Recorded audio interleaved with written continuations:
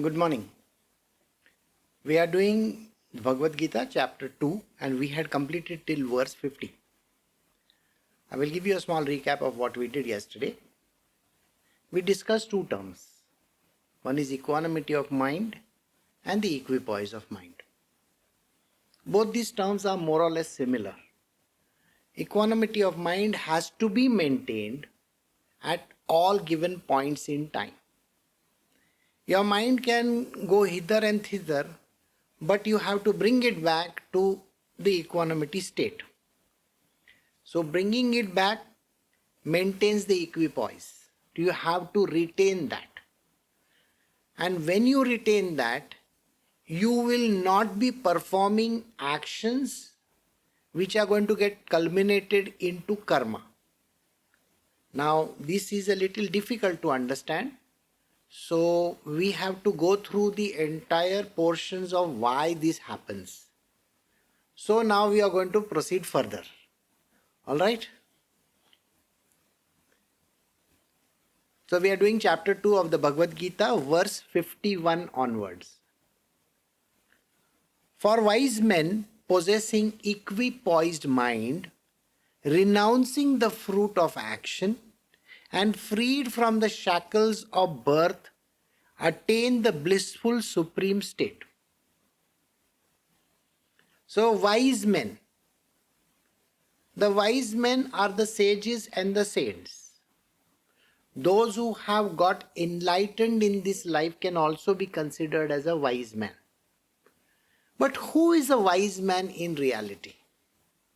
A wise man is a person who, even after getting provoked in some place, doesn't get provoked, doesn't show reaction. It is when a person is praised or when a person is derided, when he wins a war or loses a war, when there is an argument or there is a peace around, in all circumstances, this person maintains the equanimity of mind. He doesn't get disturbed. That means in his mind, nothing happens. So for wise men possessing equipoise mind, mind which is able to overcome these problems. So if somebody is praised, you should not feel elated and feel that, oh, I got this award, I did this, I did that. Or if you are being reprimanded for something, a person should not feel that, oh, how can this person reprimand me? How can he talk bad about me? How can he say this kind of things? No. You got to bring your mind in the center. So centering the mind is called possessing equipoise. Coming back to the center. The mind is going to go like this. It's going to swing right or left. But bringing it back to the same position where he doesn't get disturbed in any which way.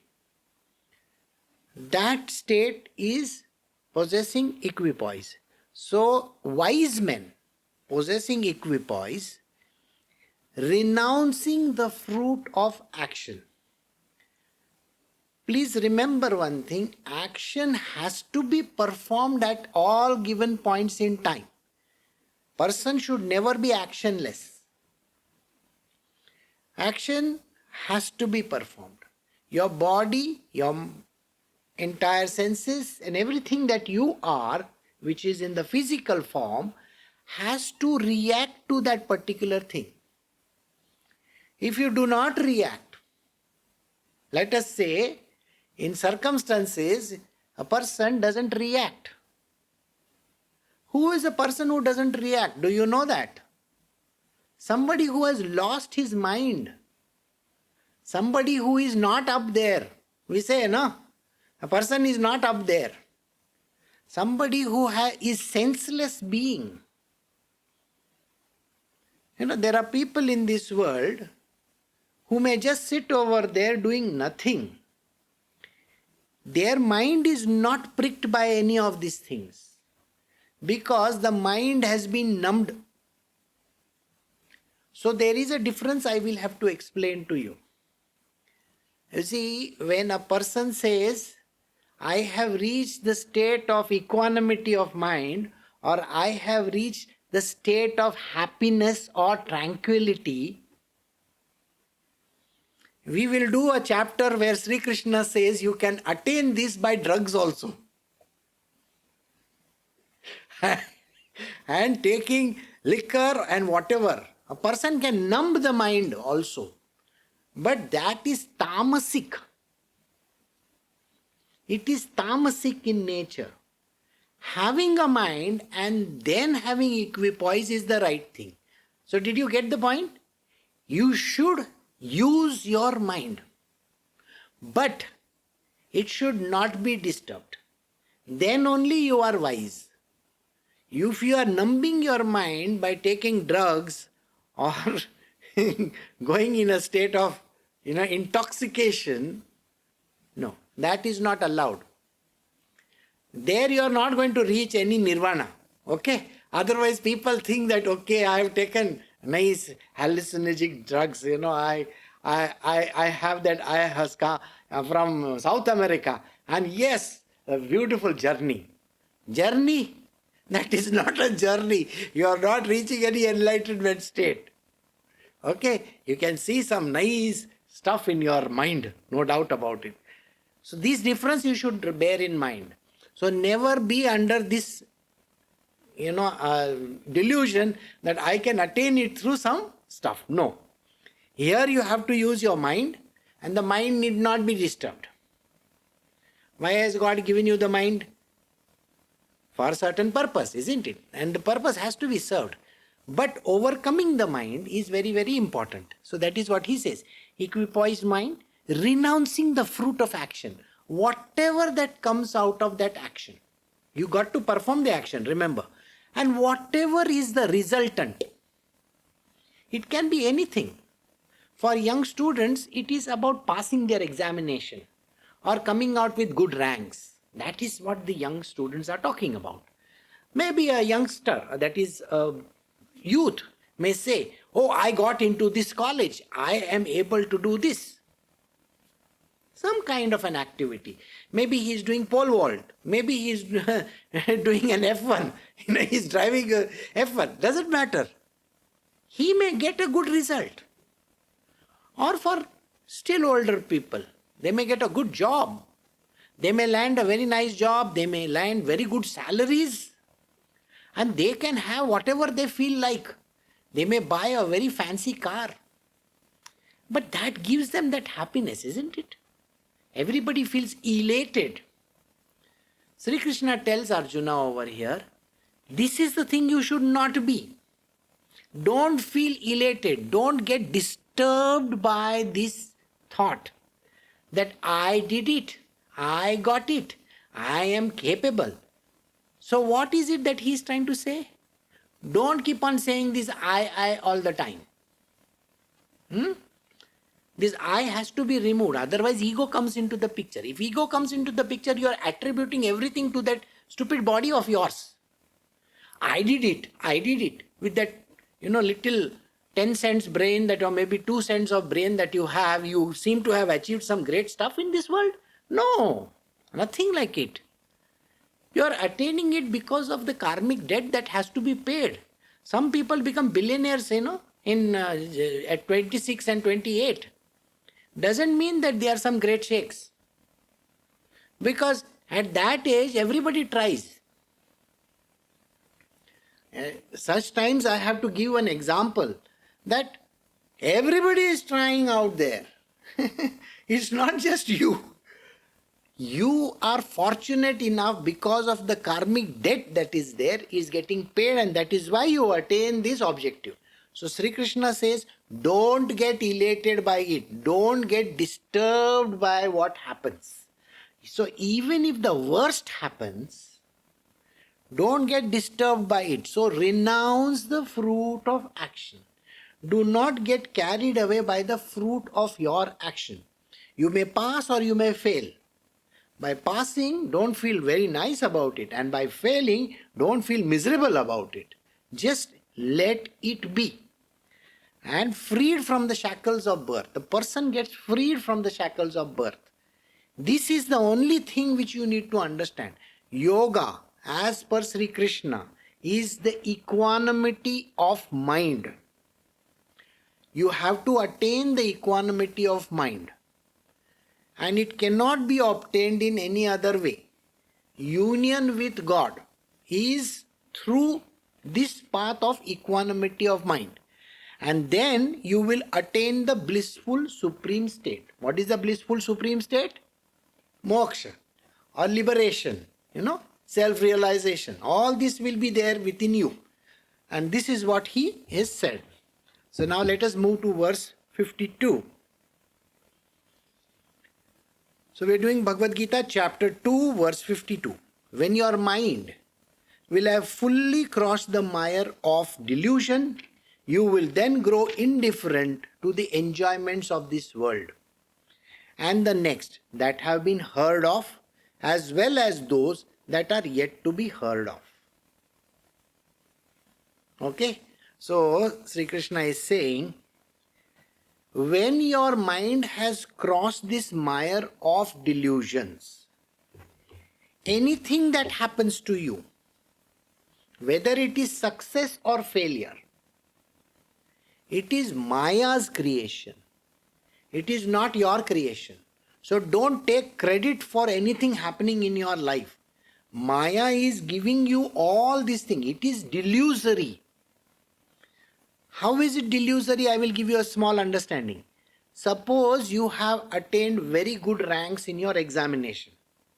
You might be a very well-known person in the college or in your institution and in your wherever you have studied. Now what happens?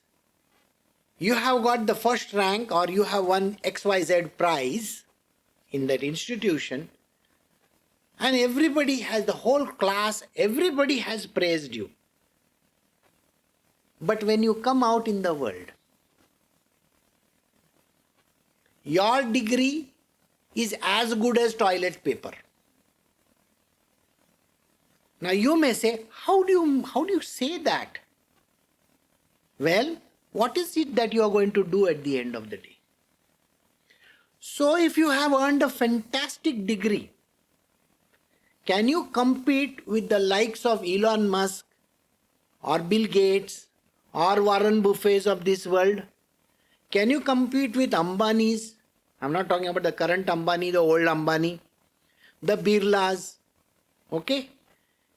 Nobody can compare. Those people were not educated. They never even had a degree to their name. And you think you have some fancy degree and you are going to succeed in this world?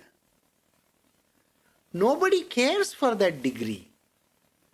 It is you who believes that my degree is so great that I got to do something good in this world. I am going to reach the state of some CEO or some chairman. I am going to have billions of dollars. How many Harvard graduates come out of this Harvard? How many come out of all these fancy institutions? How many people come from IITs? Do you think they become Sundar Pichais of this world? Nobody becomes. The reason why they don't become is there is only one Sundar Pichai. So your degree is as good as toilet paper. It is worthless. With that degree, you are not going to have some fancy children in your life or fancy wife of yours. Please understand this. Whatever that you do, it is not going to carry forward even into the future. So there is no future for what you are doing. So even if you are an uneducated person, it doesn't matter. You just got to be smart in one thing in life. That's it.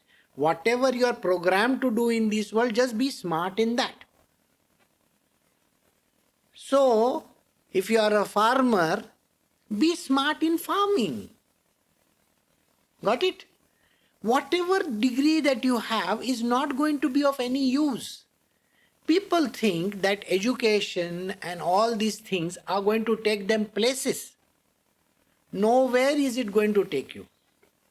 You cannot even become a or prime minister of a country. See, my country's prime minister was a chaiwala, tea seller on the train. They come with one small kitli and they pour tea and give it to people. What education are we talking about? Today he rules the country. This is how it is. And then let us go to some other country.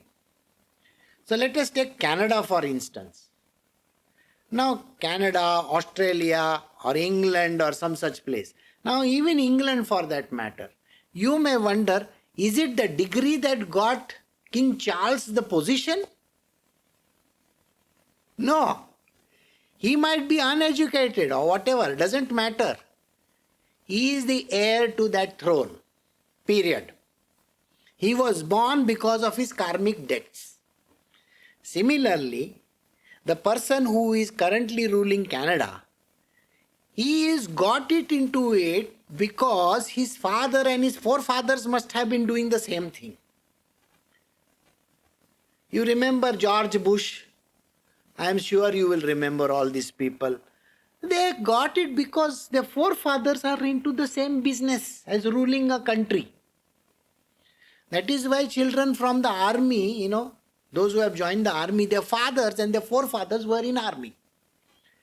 So it is nothing great. So don't be elated by your degrees or don't get carried away by whatever that you seem to have. End of the day, what are you? Nobody. Even if the queen died, the queen died, does it matter? No, it really doesn't matter. She's dead and gone, finished. Now a new king has come. So whoever comes and goes, the end result is not good at all. There is nothing which they can say that I did this. Somebody can come up with some reforms. Save the world. They can say, save the world. I don't know whether they will really save the world. Because nobody can save this world. Nobody can take credit for it. Only Maya can take. And Maya is the delusion. So you can do whatever you feel like. You are still under a delusory state. Remember these words.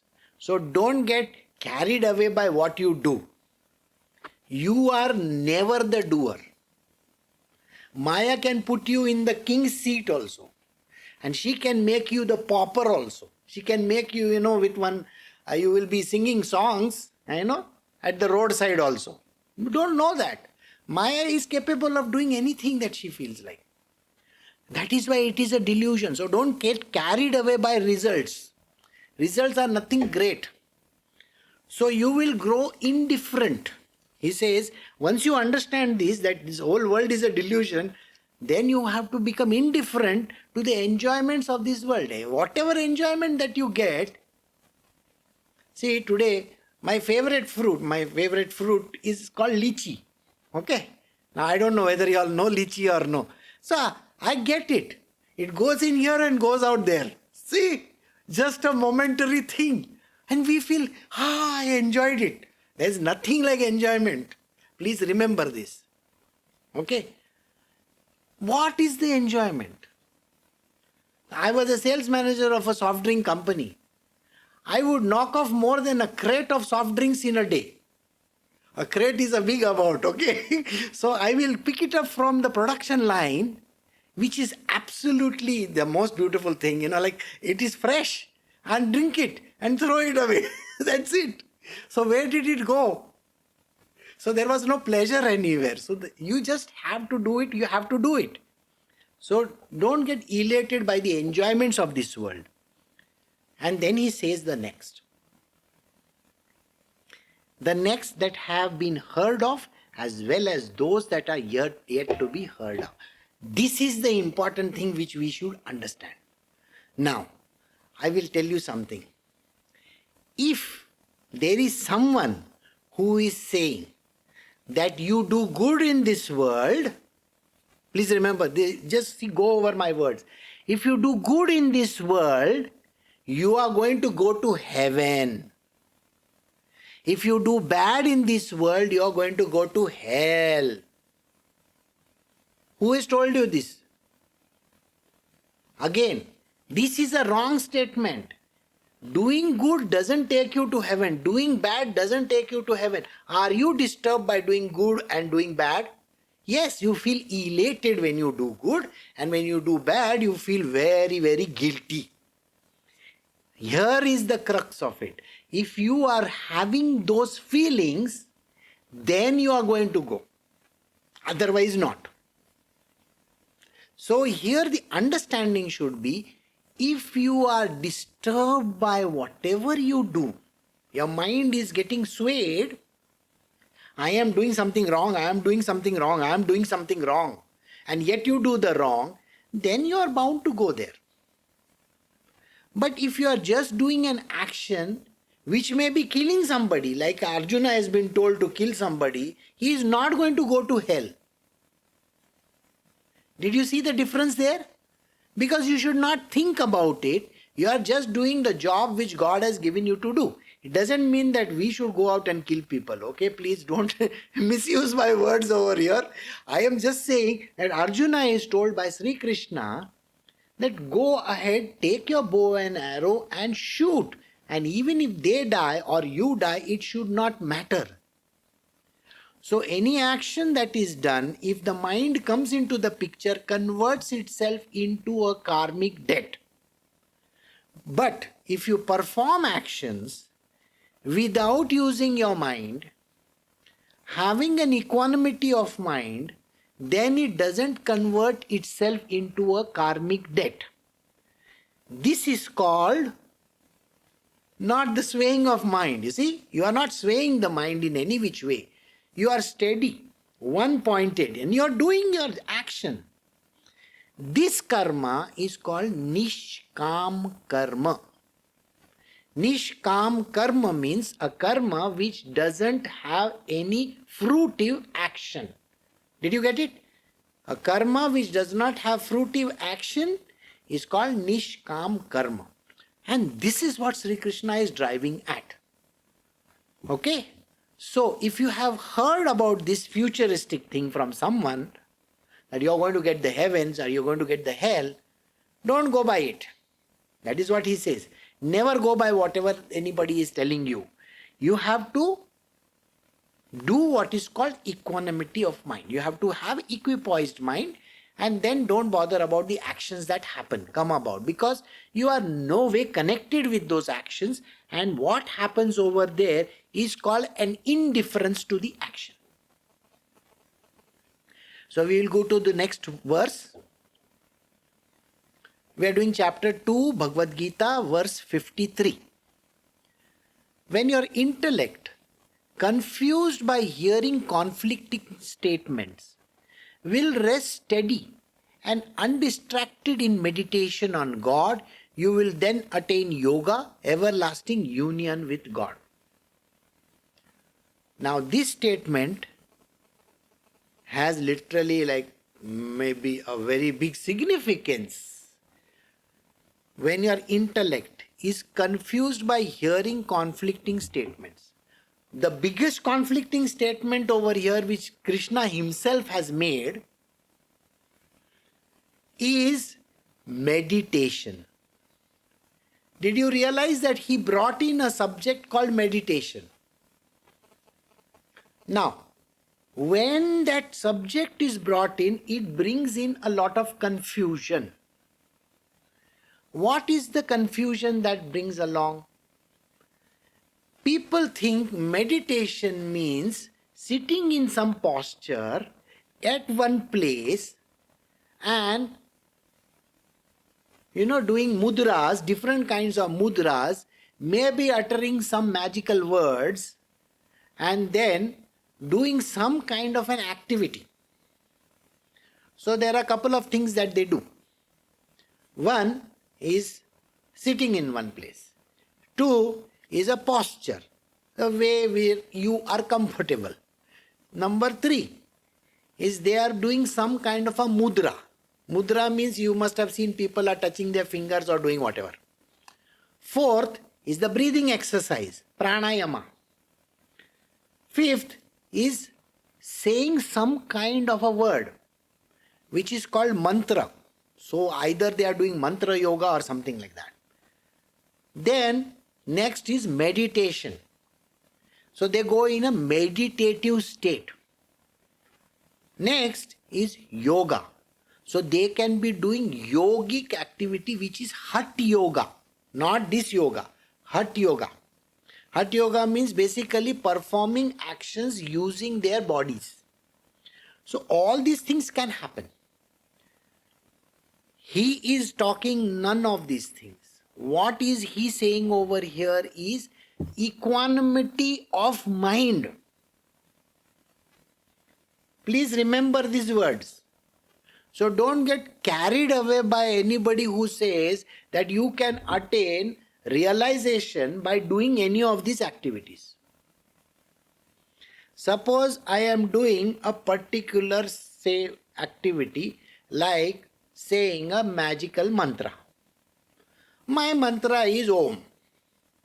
So I do Om, Om, Om continuously I am doing.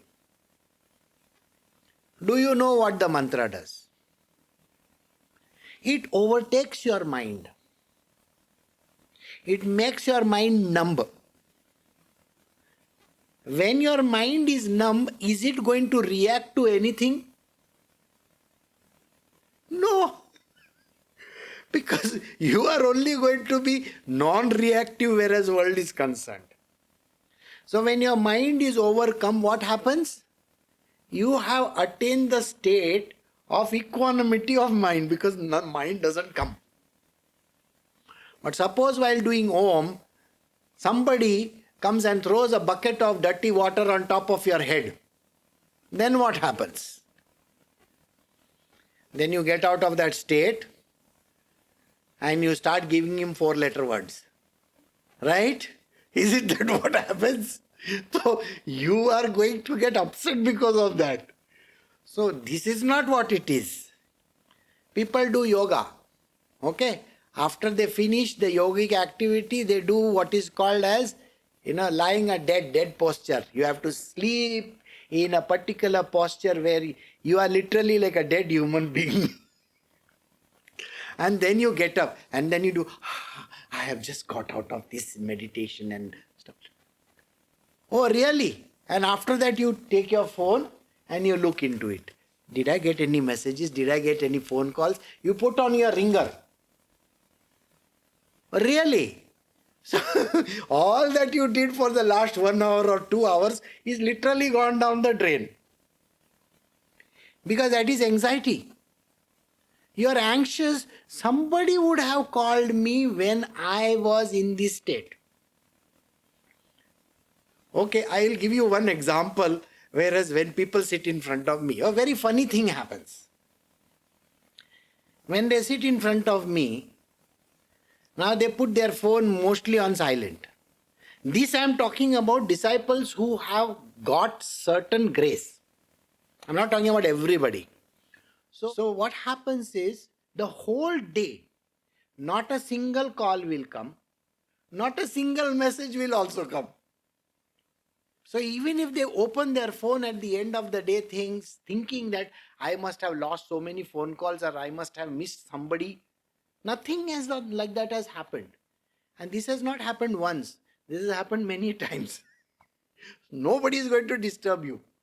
Because it is not in your hands. Remember this. It is not in your hands. Somebody is not going to call you. Nobody is going to call you.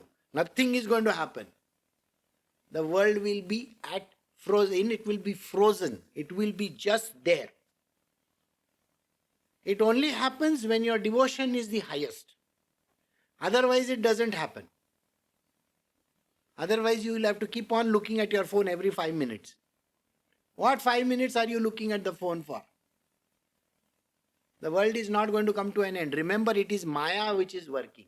So in this case, what happens is, if you hear conflicting statements, that you got to do this and you got to do that, you are mistaken. Don't bother. And he says, will rest steady. If you just throw all these conflicting statements away, you just don't bother about it and just be steady and be undistracted. Don't get distracted by anything. Don't bother your head about what is going to happen, how things are going to be, what is this and what is that. Nothing like that ever occurs. Maya is under control. Maya is not going to disturb you if you are not having any disturbance in your mind. When you have equanimity, Maya stays away. She says, this person is with the Lord. I should never disturb him. That is why she doesn't disturb you. So she is not going to bring any kind of activity in your life. So, you will then attain yoga, everlasting union with God. So when you are in this state, you will attain this oneness with the divine. And this oneness with the divine is self-realization, liberation, and meditative state which you have attained by being with God. This is the yoga. Yoga is union with God. So we will stop over here today.